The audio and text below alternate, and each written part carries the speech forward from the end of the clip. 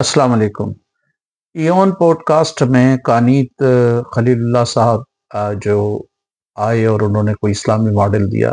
ये रिवायत परस्त जो मजहबी रुचत पसंद मुसलमान हैं, इन्होंने हमेशा कोशिश की है कि कैपिटलिज्म को एक मजहबी कलर देकर उसको इस्लामी सिस्टम का नाम दे दें और फिर उसको जस्टिफाई करें। इंटरेस्टिंग बात ये अमानुल्लाह तारिक साहब जो अमानुल्लाह तारिक गुलजार जो वो पॉडकास्ट थे, उन्होंने एक तरीके से हिस्टोरिकली चीज़ों को डिस्टॉर्ट किया और उस एलिगेशन को डिसमिस किया कि जी फौज पर बहुत ज़्यादा कोई खर्च होता है। ये बात उनकी सही है कि डेट सर्विसिंग सबसे बड़ा वो है, लेकिन पाकिस्तान के 3 बड़े जो बर्डन हैं उसमें डेट सर्विसिंग है, आईपीपीज़ की पेमेंट है और तीसरा डिफेंस बजट है। और अगर माज़ी में आप ये डेट सर्विसिंग कर्ज़ों की दे रहे हैं ना, तो माज़ी में आप ये देखें सबसे ज़्यादा कर्ज़े मिलिट्री डिक्टेटर्स के दौर में लिए गए, चाहे वो मुशर्रफ का दौर हो, ज़िया का दौर हो, अय्यूब खान का दौर हो। आपने बड़ी चीज़ों की जो खरीदारी की, वो ज़रा उसकी लिस्ट बनाएं कि कौन सी आपने बड़ी चीज़ें अय्यूब के दौर में खरीदी, फिर ज़िया के दौर में खरीदी, याहिया के दौर में खरीदी, मुशर्रफ के दौर में खरीदी end of course Sharif family के टाइम में भी बड़े कर्जे लिए गए।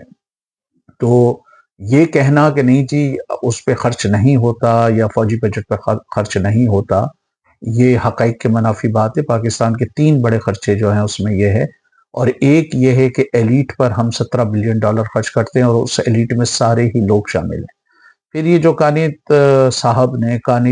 खलीलुल्लाह साहब ने कहा कैपिटलिज्म के इनोवेशन को, कंपटीशन को, ट्रेड को बड़ा सताइश किया। हमारे यहाँ ये जितने भी फ़लसफ़ी और ये थिंकर आते हैं, इनका सबसे बड़ा मसला ये होता है कि ये हिस्ट्री से बिल्कुल नाबलद होते हैं। इन्होंने कभी सरमायादारा निज़ाम की तारीख़ नहीं पढ़ी होती। अब मिसाल के तौर पे ये जो इन्होंने इनोवेशन की बात की, जदीद दौर की अगर आप सारी टॉप इन्वेंशंस देखें या ज़्यादातर इन्वेंशन देखें, वो सब के सब सरकारी इदारों ने बनाई है। सुपर कंप्यूटर पेंटागन ने बनाया है, जीपीएस सिस्टम भी अमेरिकन डिफेंस सिस्टम का है, स्मार्टफोन भी उसी का है। चॉम्स्की के बकौल सुपर कंप्यूटर तो बना के बिल्कुल प्राइवेट कंपनीज को दिया, जिस तरह हमारे यहाँ अय्यूब खान ने जो है वो सरकारी बैंकों से और सरकारी पैसे से जो है वो इंडस्ट्रीज को डेवलप किया और फिर सरमायादारों को गिफ्ट किया।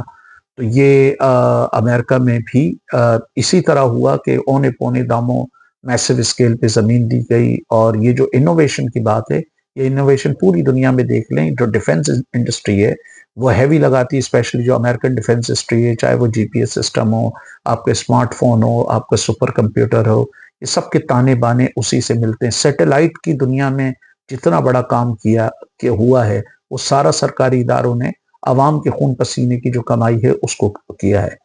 फिर उन्होंने ये बात कही कंपटीशन की। अगेन इनको कानित खलीलुल्लाह साहब ने पता नहीं कितनी हिस्ट्री पढ़ी है कि दुनिया के 3 बड़े सरमायादार ममालिक बर्तानिया, फ्रांस और अमेरिका, ये तीनों अपनी इकोनॉमी एक्सट्रीमली प्रोटेक्शनिस्ट है। ये इरफान हबीब, डॉक्टर हमजा अलवी समेत बहुत सारे लोगों ने हिंदुस्तान की मईशत पे लिखा है। शशि थरूर और दूसरे लोगों का मिल जाएगा आपको। कुछ ब्रिटिश ऑथर्स ने भी लिखा है कि किस तरह ईस्ट इंडिया कंपनी को मोनोपोली राइट्स दिए गए। इसी तरह जो डच कंपनीज इंडोनेशिया और मुख्तलिफ इलाकों में गई, उन्होंने भी मोनोपोली राइट्स लिए, किसी तरह का कोई कंपटीशन नहीं था।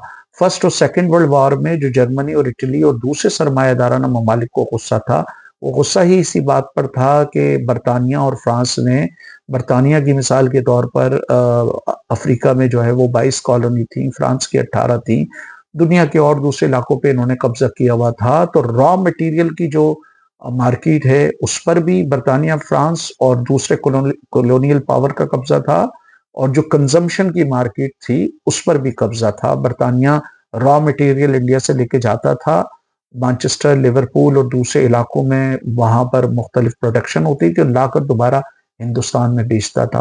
तो ये इन्होंने कंपटीशन की भी तारीख नहीं पढ़ी होती, ये बात कर रहे होते हैं कि सरमायादार निज़ाम में। जापान ने भी 150 साल अपनी मईशत को क्लोज रखा और उसने भी कोई बाहर के लोगों को नहीं आने दिया। जितने यूरोपियन पावर्स हैं उन्होंने जो है वो प्रोटेक्शनिस्ट जो है वो पॉलिसीज को अपनाया सरमायादारी को बढ़ाने के लिए। फिर ये कानित साहब ने कहा कि जी हमारे एलीट बड़े अच्छे हैं, हमारे एलीट सबसे ज्यादा कर्जे लेके वापस कराते हैं। जो $17 बिलियन का मैं बता रहा हूँ, ये $17 बिलियन जो है ये हमारे एलीट को दी जाती है हर साल सब्सिडी। اس کے علاوہ ہر گورنمنٹ آ کے اسٹاک ایکسچینج، یہ ٹیکسٹائل کی لابی، یہ سرجیکل گڈس کی لابی، یہ اسپورٹس کی لابی، یہ کاروں کی لابی، یا کار ایکسپورٹ کرنے والی لابی، یہ فارما لابی، ان سب کو جو ہے وہ آ کر بیل آؤٹ پیکج دیتے ہیں، یا ان کی ڈائریکٹلی انڈائریکٹلی مدد کرتے ہیں، یا ان کو ایگزمپشن انرجی کے بل میں دیتے ہیں اور وہ بوجھ عام آدمی پہ ڈالتے ہیں۔ پاکستان میں سب سے زیادہ قرضے انہوں نے معاف کروائے، سرکاری اداروں کو اونے پونے داموں انہوں نے بیچا، چاہے وہ خریدا، چاہے وہ یو بی ایل ہو یا دوسرے ہوں۔ اسی طرح سرکاری اداروں کا جنازہ نکال کر ان کو اونے داموں خریدنے میں بھی ان کا ہی کردار ہے۔ اب انہوں نے یہ بتایا کہ یہ جو ایلیٹ ہے، یہ 8 میں سے 10 میں سے 8 جو ہے بڑے اچھے ہیں، پاکستان کی بڑا فلاح کو سوچتے ہیں۔ بھائی 17 بلین ڈالر کی سبسڈیز لے کر کون سی پاکستان کی فلاح کا سوچ رہے ہیں بھائی؟ یہیں پر تھرڈ کلاس آپ چیزیں بنا کر ان کو مہنگے ریٹوں میں بیچنا، اور رمضان میں جو ہے چیزوں کی قیمتوں کو بڑھانا، پھر یہ کون سی ایلیٹ ہے؟ یہ پاکستان کے کون سے سرمایہ داروں نے اپنے فیکٹری میں مزدوروں کو فیسلٹیز دی ہیں؟ یہ کانت صاحب نے کبھی وزٹ کیا ہے فیصل آباد، شیخ و پورہ، کراچی، لاہور، سیالکوٹ کے مختلف علاقوں میں مزدوروں کی وہاں کیا حالت ہے؟ ان کے پاس کوئی سوشل سیکیورٹی ہے؟ ان کے پاس کوئی لائف انشورنس ہے؟ ان کے پاس کوئی اچھی ورکنگ کنڈیشن ہے؟ پاکستان میں بمشکل 5% یونینائزیشن ہے۔ کوئی مزدور اگر یونین بنانے کی کوشش کرتا ہے، اس کو کک مار کے سرمایہ دار نکال دیتے ہیں، اور زیادہ تر وہی نماز روزے والے تہجد گزار ہیں جو انسانوں کو بھی چونا لگا رہے ہیں، اور جو ہے وہ اپنی آخرت بھی چمکا رہے ہیں چونا لگا لگا کے۔ اب تیسری بات، یہ جو کانت صاحب نے سرمایہ دارانہ نظام کی تعریف و توصیف میں کلمات کہے کہ جس میں انوویشن ہوتا ہے، کمپٹیشن ہوتا ہے، حقیقت یہ ہے وہی جو میں نے بتایا کہ ان لوگوں نے تاریخ نہیں پڑھی ہوتی۔ سرمایہ دارانہ نظام جو ہے وہ ظلم، زیادتی، ناانصافی اور ایکسپلائٹیشن پر اس نے جو ہے وہ فلرش کیا ہے، وہ جو پنپا ہے اس پہ پنپا ہے۔ مثال کے طور پہ پہلی لوٹ مار اگر آپ تھوڑا سا دیکھیں، جب یہ مڈل ایسٹ میں انہوں نے صلیبی جنگ کا اعلان کیا، تو دنیا کا پہلا بینک فرانس میں آیا، کچھ لوگوں کا خیال ہے کہ اٹلی میں آیا۔ اب اٹلی کے سرمایہ داروں نے پیسہ کیوں بنایا؟ انہوں نے تو خیر آ کے 15ویں سینچری یا 14ویں سینچری میں آ کے چھوٹا موٹا بینک بنایا، لیکن جو صلیبی جنگوں میں جب پوپ نے اعلان کیا تو بڑے پیمانے پہ انہوں نے چندہ لیا، پھر جا کر انہوں نے بازنطین میں ٹرکی کے علاقوں میں لوٹ مار کی، اور جب مسلمانوں سے اوڈیسا، اینٹیاک اور یروشلم کے علاقے چھینے، وہاں پر بھی لوٹ مار کی۔ اس لوٹ مار سے جو پیسہ آیا اس میں یورپ میں ترقی بھی ہوئی، کیونکہ یورپ اوور کراؤڈڈ کانٹیننٹ تھا، اور ٹیکنالوجیکلی ڈیولپ نہیں تھا، سوشلی ڈیولپ نہیں تھا، کلچرلی بہت زیادہ ڈیولپ نہیں تھا۔ ہاں، ان کے ہتھیار وغیرہ میں انہوں نے تھوڑا سا کام کیا ہوا تھا، تو وہاں سے لوٹ مار کر کے لے کر آئے، تو فرانس میں پہلا بینک بنا، اور جنیوا یا وینس اور اٹلی کی ریاستوں کے جو سرمایہ دار انہوں نے پیسہ بنایا ہے، وہ بھی اسی کے دوران بنایا ہے۔ جو جنگیں ہوئی ہیں اس میں جنگوں میں انہوں نے لوٹ مار، جو صلیبی جا رہے تھے لوٹ مار کرنے کے لیے، ان سے باقاعدہ انہوں نے معاہدے کیے کہ اس لوٹ مار کا اتنا حصہ ہمیں دو گے، بلکہ انہوں نے جو ہے وہ کچھ کرسچن ممالک یورپ کے جو تھے ان کو بھی لوٹا، یہاں تک کہ کچھ ایسے یہ سرمایہ دار تھے جنہوں نے یہ کروسیڈ کی مختلف لہریں آئیں، تو ایک لہر ایسی آئی جس میں بچوں کا جہاد تھا، بچوں کا، تو ان کو انہوں نے جو اٹلی کے سرمایہ دار تھے انہوں نے ان کو غلاموں کی منڈی میں جا کے بیچ دیا اور اس سے بھی مال بنایا۔ تو صلیبیوں نے کشتیاں وشتیاں ان سے بنائیں، جہاز واز انہوں نے بنائے، اور لوٹ مار میں حصہ ڈٹرمن کیا انہوں نے مسلمانوں کے لیے بھی کیا، مسلمانوں کو بھی کشتیاں دی اور ان کو بھی کشتیاں دی۔ تو یہ بنیادی طور پہ وہ سلسلہ تھا کہ پہلا بینک ہمارے سے وجود میں آیا۔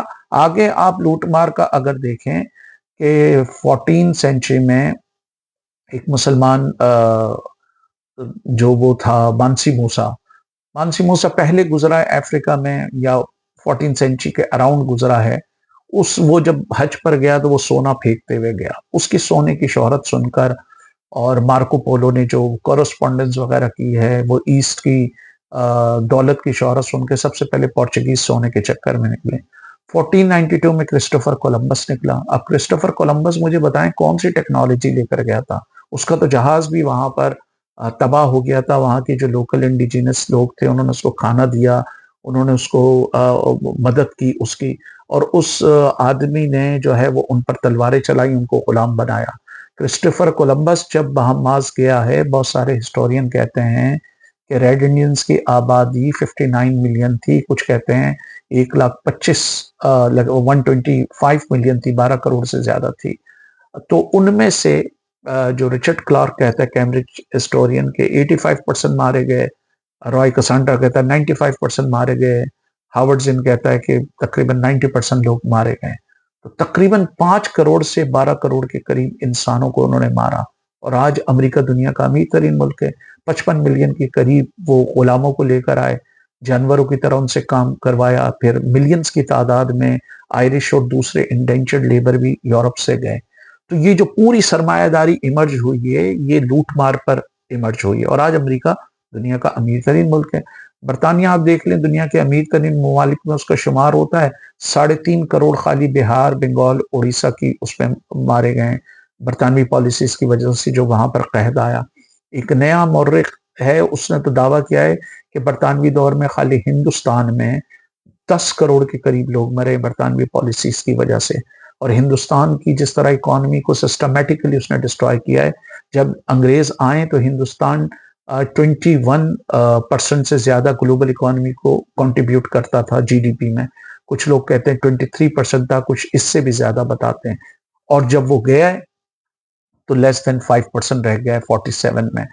اسی طرح چائنا پر انہوں نے چائنا کو افیون دی اور افیون مسلط کرائی، 2 جنگیں بھی وہاں پر ہوئیں۔ چائنا کو زبردستی کہا کہ افیون آپ لیں، افیون کے لیے ہماری پورٹ کھولیں، اور اس کو جو برطانیہ کو دنیا کی پہلی نارکوٹکس ایمپائر کہا جاتا ہے، سگریٹ بھی یہ لے کر آئے اور یہ افیون بھی یہی لے کر آئے۔ لیکن یہ کانت صاحب نے پتہ نہیں کتنی ہسٹری پڑھی ہے سرمایہ دارہ نظام کی کہ کس طرح ایوالو ہوئی ہے۔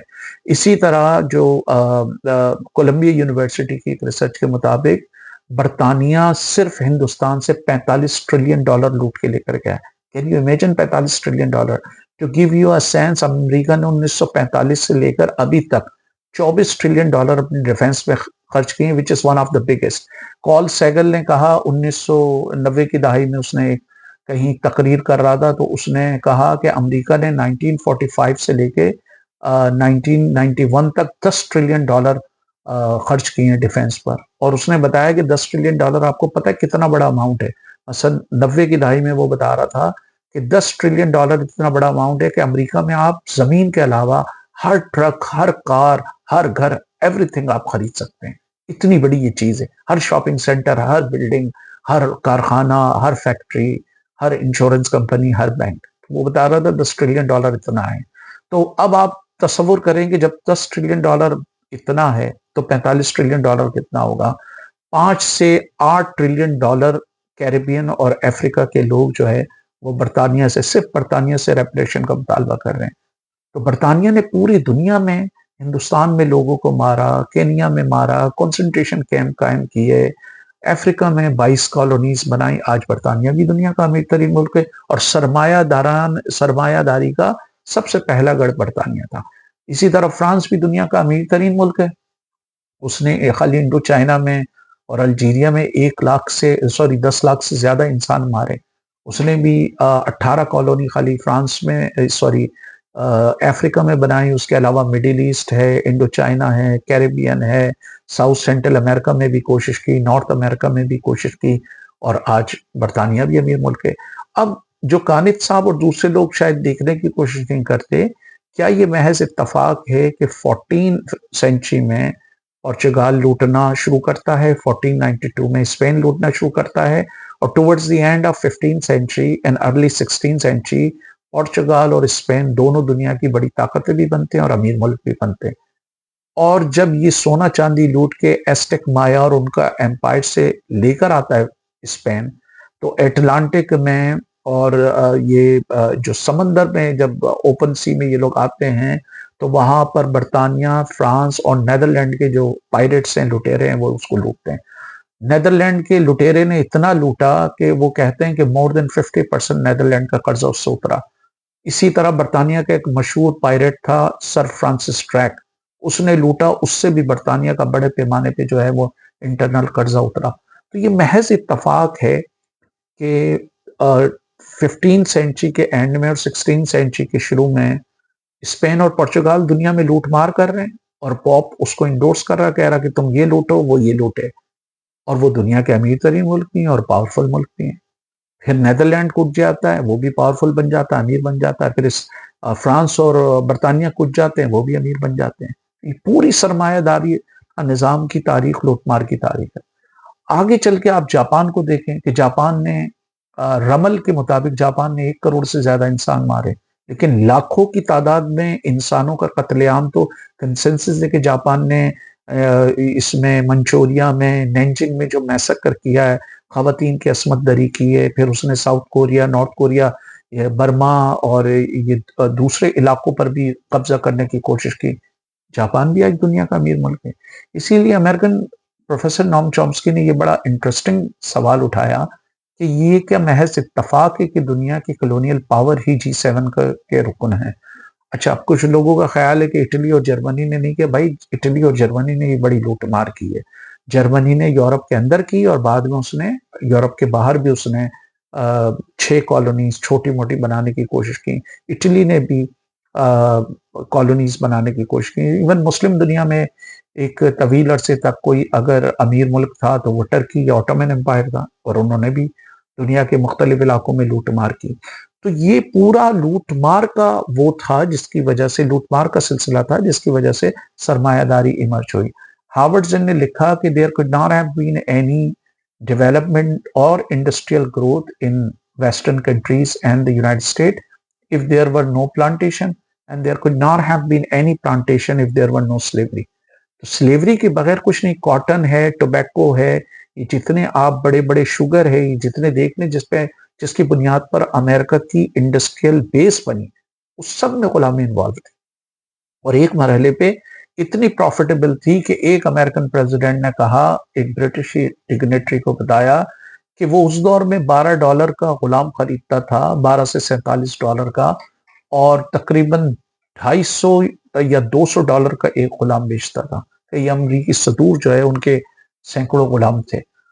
اسی طرح آپ برطانیہ میں دیکھ لیں، اگر کوئین الزبتھ آج اس کی فیملی امیر ترین فیملیوں میں ہے، تو تاریخ کا کون سا باشعور طالب علم نہیں جانتا کہ ان کے رشتہ دار غلاموں کی تجارت میں انوالو ہے۔ لائٹیز پی bank, Barclay bank, Guardian Manchester, London stock exchange, shipping companies, insurance companies, یہی چیز نیدرلینڈ میں بھی ہوئی۔ تو بڑے پیمانے پہ یہ سب غلامی میں انوالو رہے ہیں، اور غلاموں کو تو یہ ساری جو سرمایہ داری ایمرج ہوئی ہے، کانت صاحب اور یہ جب آ کر کمپٹیشن، انوویشن اور اس کی بات کر رہے تھے، ان کو یہ سارا خون نظر ہی نہیں آ رہا تھا، سارا ایکسپلائٹیشن نظر ہی نہیں آ رہا ہوتا۔ یہ وہی بات ہے کہ کسی درخت کا آپ تجزیہ جو ہے پتوں سے شروع کریں اور پتوں پہ ختم کریں۔ اب انہوں نے یہ جو بات کہی کہ جی پاکستان کو آپ ایسا کر سکتے ہیں کہ انڈسٹریلی، یہ بالکل ایک بکواس بات ہے۔ اس میں یا تو کوئی آپ انقلابی تبدیلی لے کر آئیں، جس طرح چائنا میں ہوا، سوویت یونین میں ہوا، کیوبا میں ہوا، یا کسی حد تک نارتھ کوریا میں ہوا۔ اس کے بغیر جو انٹرسٹ گروپ کو آپ ختم نہیں کر سکتے۔ پاکستان میں سیدھی بات ہے کہ جو بھی ملک IMF ورلڈ بینک کے پاس جاتا ہے، وہ 3 کام ان سے کرواتے ہیں، ان ممالک سے۔ امپورٹ وہ کہتے ہیں کہ انریسٹرکٹڈ کرو، کوئی اس پہ پابندی نہیں لگاؤ امپورٹ پر۔ انرجی کے پرائسز وہ بڑھواتے ہیں اور انٹرسٹ ریٹ بڑھاتے ہیں۔ اب سیدھی سی بات ہے کہ آپ اگر سرمایہ دار ہیں، آپ نے 50 کروڑ کی مشینیں خریدی ہیں، ابھی آپ اس پر سود فرض کریں 1 کروڑ دے رہے ہیں، کل سود ڈبل ہو جائے، 1 کروڑ کی جگہ آپ کو 4 کروڑ دینے پڑے، تو آپ کی انڈسٹری کیسے جائے گی؟ آج آپ اگر انرجی کا پرائس 5 روپے دے رہے ہیں، کل وہ 15 روپے ہو جائے، آپ کس طرح کمپٹیٹو مارکیٹ کو کمپٹیٹو بنائیں گے؟ اور جب امپورٹ انریسٹرکٹڈ ہوگی، آپ کی لوکل اکانومی کیسے گرو کرے گی؟ تو یہ بالکل بیکار بات ہے۔ اسی لیے دنیا میں جتنے سرمایہ دار ممالک ہیں، انہوں نے پروٹیکشنسٹ راستہ اپنایا۔ وہ باہر فری مارکیٹ کے چیمپئن ہوں گے، نعرے لگاتے ہوں گے، لیکن انہوں نے انٹرنل اکانومی، برطانیہ، فرانس، امریکہ، جاپان، ان سب کی آپ اکانومی کو اٹھا کے دیکھ لیں۔ انڈیا نے 30-40 سال تک اپنی اکانومی کو بند رکھا، چائنا نے بھی 30-40 سال تک اپنی اکانومی کو بند رکھا۔ اس کے بغیر آپ نہیں کر سکتے۔ اب یہ ویسٹڈ انٹرسٹ کی جو بات ہے، ویسٹڈ انٹرسٹ کے لیے آپ کو جو ہے وہ ریولوشنری اقدامات کرنے ہوتے ہیں۔